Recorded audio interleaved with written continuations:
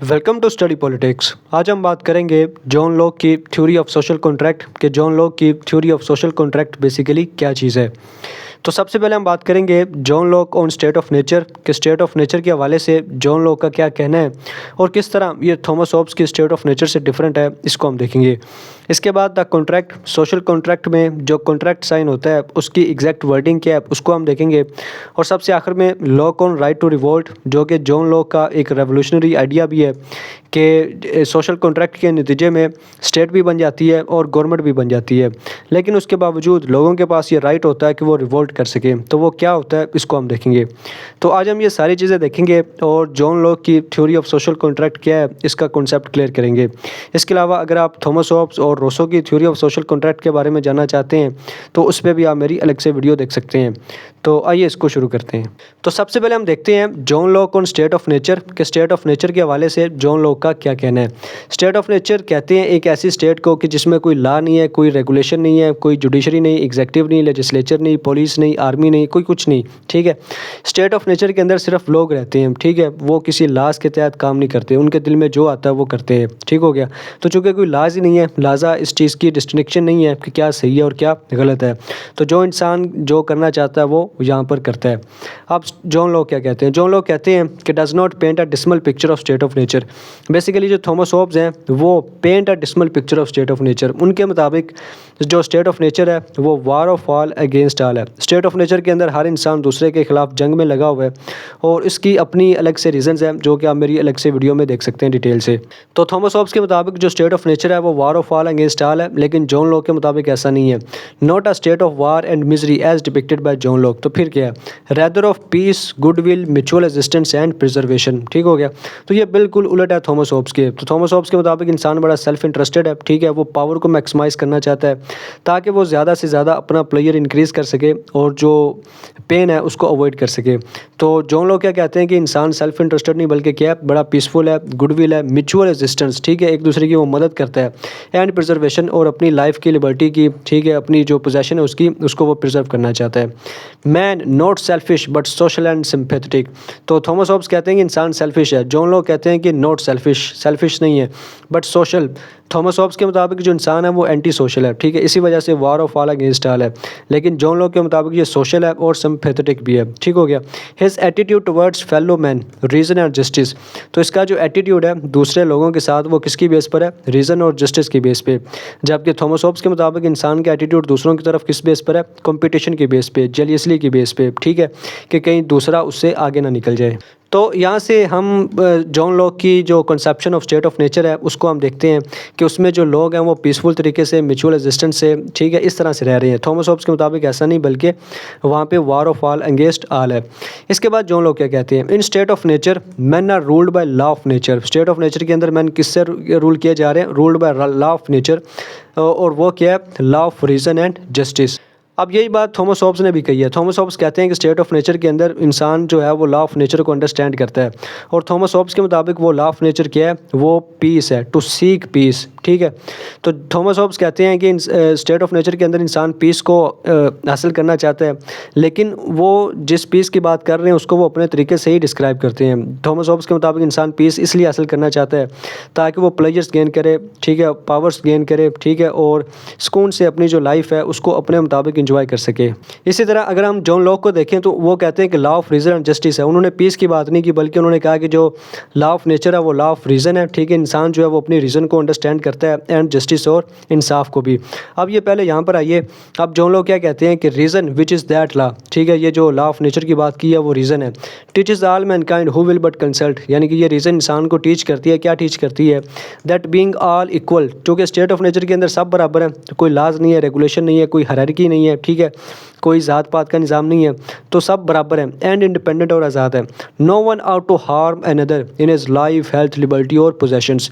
तो ये जो लॉ ऑफ नेचर है, जॉन लॉक कहते हैं स्टेट ऑफ नेचर के अंदर जो इंसान रहते हैं वो इस लॉ ऑफ नेचर को अंडरस्टैंड करते हैं रीज़न की बेस पे, जस्टिस की बेस पे, कि हमने किसी की लाइफ को, किसी की हेल्थ को, किसी की लिबर्टी को, किसी की पोजेशंस को क्या नहीं करना? हार्म नहीं करना। तो जॉन लॉक के आइडिया में ये बड़ी अहम और फंडामेंटल बात है, ठीक है। थॉमस हॉब्स में की बात करें तो वो बिल्कुल इसके ऑपोजिट है। थॉमस हॉब्स कहते हैं कि वो war of all against all है। हर इंसान दूसरे इंसान से वार में लगा हुआ है, उससे कंपटीशन कर रहा है और उससे आगे निकलने की कोशिश में लगा हुआ है।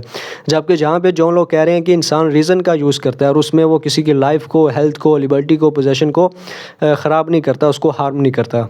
इसी तरह जॉन लॉक कहते हैं कि man also possessed natural right, यानी स्टेट ऑफ नेचर में इंसान के पास कुछ नेचुरल राइट्स हैं जो कि उसके पास हमेशा रहती हैं। इवन के सोशल कॉन्ट्रैक्ट के साइन होने के बाद जो स्टेट बनती है और जो हुकूमत बनती है, ये राइट्स उनको भी नहीं ट्रांसफ़र किए जाते। और वो राइट्स क्या हैं? वो right are life, right to liberty and property. ये 3 राइट्स ऐसे हैं कि जिनके हवाले से जॉन लॉक जाने भी जाते हैं कि लाइफ, लिबर्टी एंड प्रॉपर्टी। तो ये वो राइट्स हैं जो जॉन लॉक कहते हैं कि हमेशा से इंसान के पास थे, हैं और रहेंगे। तो ये थी स्टेट ऑफ नेचर की डिस्क्रिप्शन जॉन लॉक के मुताबिक। अब स्टेट ऑफ नेचर से इंसान निकलता क्यों है, ठीक है, इसकी क्या वजह है, उसको हम आगे देखते हैं। अब यहाँ पर हम देखेंगे कि स्टेट ऑफ नेचर के अंदर अगर ये सारा कुछ है, जिस तरह हमने ये देखा कि गुड विल भी है, पीस भी है, म्यूचुअल एग्जिस्टेंस भी है, प्रिजर्वेशन भी है, और इंसान लॉ ऑफ नेचर को भी अंडरस्टैंड करता है कि उसने किसी को तकलीफ़ नहीं देनी, तो फिर क्या वजह है कि इंसान स्टेट ऑफ नेचर से निकल के एक सिविल सोसाइटी, एक स्टेट को कायम करता है, ठीक है। अब उसकी क्या वजह है? Although state of nature is of peace and reason certain inconvenience, ठीक है। जॉन लॉक कहते हैं कि कुछ इनकन्वीनियंस हैं जो स्टेट ऑफ नेचर के अंदर हैं, जिसकी वजह से इंसान उसको ख़त्म करके एक स्टेट को क्याम में लाता है। अब वो क्या हैं? वो 3 तरह की हैं। पहली, law of nature was not defined clearly, ठीक है। लॉ ऑफ नेचर ये हमने बात तो की है कि रीज़न एंड जस्टिस है, लेकिन व्हाट इज़ रीज़न, रीज़न क्या है, व्हाट इज़ जस्टिस, जस्टिस क्या है, ठीक है, ये क्लियरली डिफाइंड नहीं है। किसी को एग्जैक्ट इसकी डेफिनेशंस का नहीं पता, इसकी बाउंड्रीज़ का, इसकी लिमिट्स का नहीं पता। Each interpreted according to his own reason. अब स्टेट ऑफ नेचर के अंदर कोई एक बंदा तो नहीं रहता, बहुत सारे लोग रहते हैं और सारे आपस में बराबर भी हैं, ठीक है, क्योंकि कोई लाज ही नहीं है। तो लॉ ऑफ नेचर को कि क्या सही है और क्या गलत है, हर बंदा अपने तरीके से उसकी तशरीह करता है। इसके अलावा दूसरी वजह क्या है कि देयर वर नो इम्पार्शियल जजेस टू इंटरप्रेट, ठीक है। अब चूँकि बहुत सारे लोग हैं तो जाहिर सी बात है कोई जज होना चाहिए जो ये फैसला कर सके कि कौन सही है, कौन गलत है, ठीक है, किसकी रीजनिंग सही है, किसकी रीजनिंग सही नहीं है। तो स्टेट ऑफ नेचर के अंदर ये चीज़ भी नहीं है, कोई जज ही नहीं है कि जो फैसला कर सके। इसी तरह no common authority to enforce it. अब फ़र्ज़ कर लें कोई बंदा, ठीक है, किसी ने कोई फ़ैसला सुना ही दिया, वो कह ही देता है कि ठीक है ये बंदा सही है, ये गलत है, तो उस फैसले को इन्फोर्स कौन करे, ठीक है, किसी के पास क्या अथॉरिटी है, लेजिटिमेट अथॉरिटी है स्टेट ऑफ नेचर के अंदर? तो ऐसा भी नहीं है। तो जॉन लॉक कहते हैं कि ये 3 चीज़ें ऐसी हैं जो स्टेट ऑफ नेचर के अंदर इनकन्वीनियंस पैदा करती हैं और ये इस बात को नेसेसिएट करती हैं कि स्टेट ऑफ नेचर से निकल के एक सिविल सोसाइटी कायम की जाए। अब ये जो इनकन्वीनियंस हैं, इसकी बेस पर जॉन लॉक क्या कहते हैं कि state of nature was full of fears and continual danger and man's enjoyment of natural rights was very insecure, ठीक है। चूँकि ये इनकन्वीनियंस है, हर बंदा लॉ ऑफ नेचर को अपने तरीके से इंटरप्रेट करता है। फ़र्ज़ करें एक बंदा अपनी रीजनिंग को इस्तेमाल करके किसी को कत्ल कर देता है, ठीक है। आप कोई जज ही नहीं है जो फैसला करे कि आए किसने सही किया या गलत किया। फ़र्ज़ करें किसी ने कह भी दिया किसने गलत किया, तो आप उसको इम्प्लीमेंट कौन करे, ठीक है। तो इस वजह से स्टेट ऑफ नेचर के अंदर फियर्स पैदा हुए, ठीक है, कंटिन्यूअल डेंजर पैदा हुआ और जो इंसान की वो जो 3 राइट्स सामने लिखे हैं, लाइफ, लिबर्टी एंड प्रॉपर्टी, इसको एंजॉय करने में मसले पैदा हुए। This necessitated the institution of state. अब इसने इस चीज़ को नेसेसिएट किया कि एक स्टेट बने जिसमें प्रॉपर लॉज हो, रेगुलेशंस हो, जिसमें जुडिशरी हो, लेजिस्लेचर हो, एग्जीक्यूटिव हो, पुलिस हो, आर्मी हो, ठीक है, जो डिस्टिंक्शन कर सके कि राइट किया है, रॉन्ग किया है, जो गलत करेगा उसको सज़ा दी जाएगी, जो सही करेगा जाहिर सी बात है उसको कुछ नहीं कहा जाएगा। तो इन सारी चीज़ों की वजह से स्टेट ऑफ नेचर से निकल के एक स्टेट को बनाने की ज़रूरत पेश आई। तो अब हम इसको आगे देखते हैं। इसके बाद हम देखते हैं द कॉन्ट्रैक्ट के कॉन्ट्रैक्ट बेसिकली क्या है कि जिसकी वजह से स्टेट ऑफ नेचर से निकल के लोग सिविल सोसाइटी को कायम करते हैं।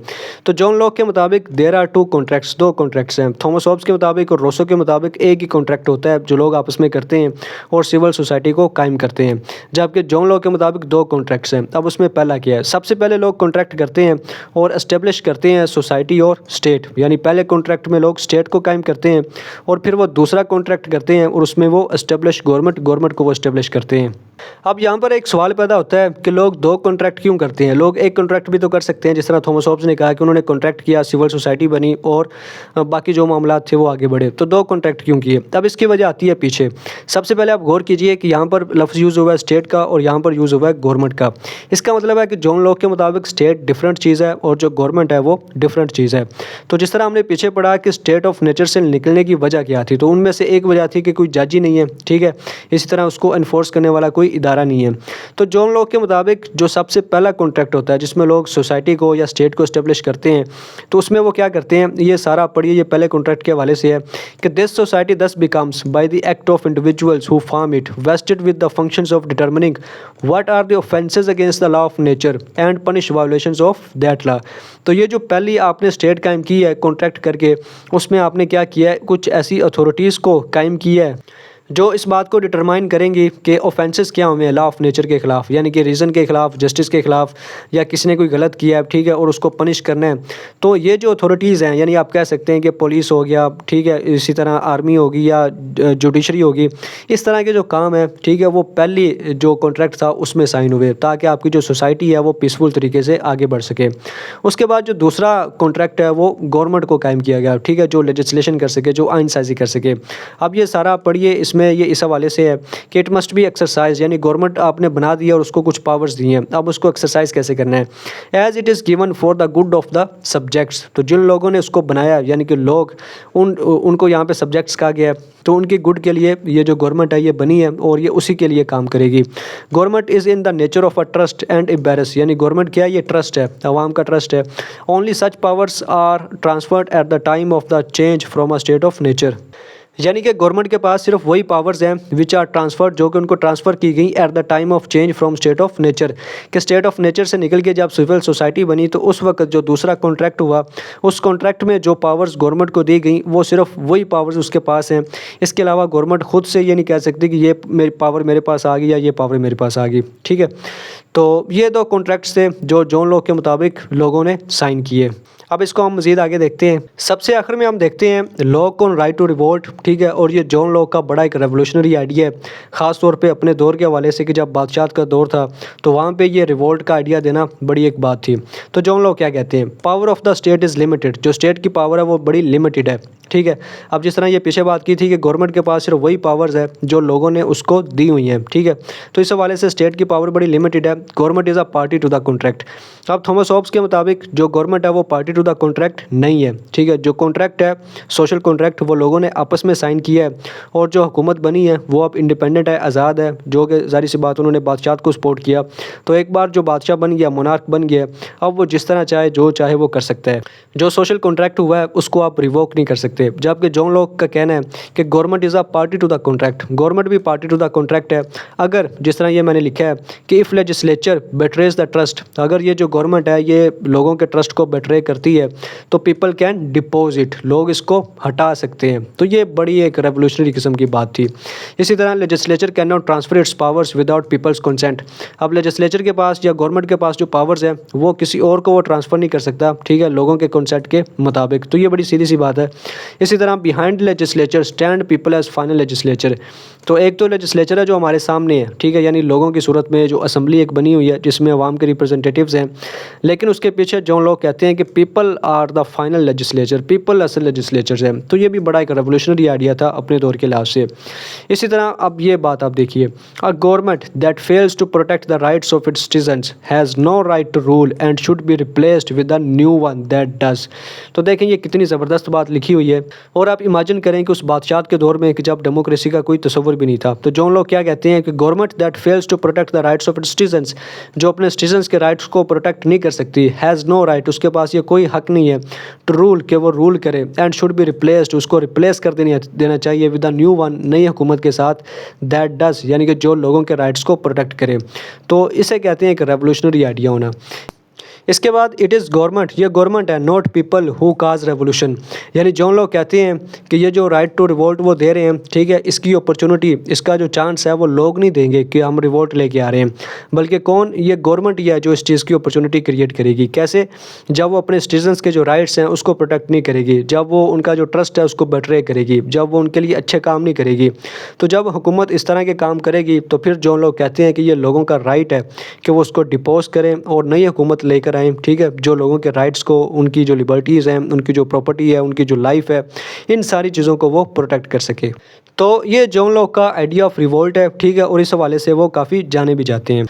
तो ये थी जॉन लॉक की थ्योरी ऑफ सोशल कॉन्ट्रैक्ट। ठीक है, आज मैंने आपको स्टेट ऑफ नेचर के हवाले से, कॉन्ट्रैक्ट के हवाले से, राइट टू रिवोल्ट के हवाले से, ठीक है, और थॉमस होब्स से कंपेयर करके आपको जॉन लॉक की थ्योरी ऑफ सोशल कॉन्ट्रैक्ट के हवाले से बताया।